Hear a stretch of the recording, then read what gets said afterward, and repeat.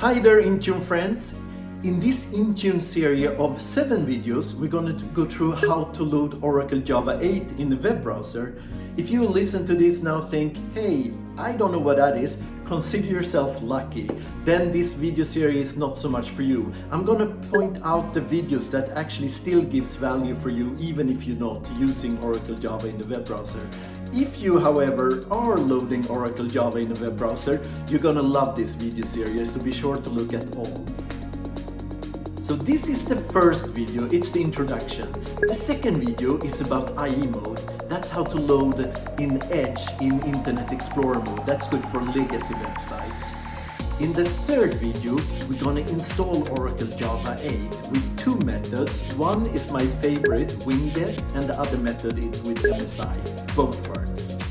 In the fourth video, we're gonna look at exception sites. That's in Oracle to specify URL that can run with less security restrictions.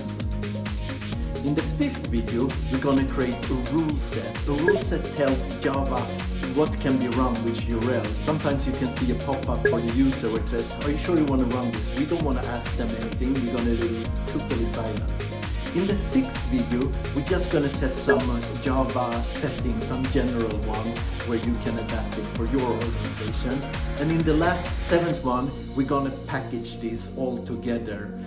Both Winget and MSI upload as a Win32 app and have it ready in company portal to install to any user.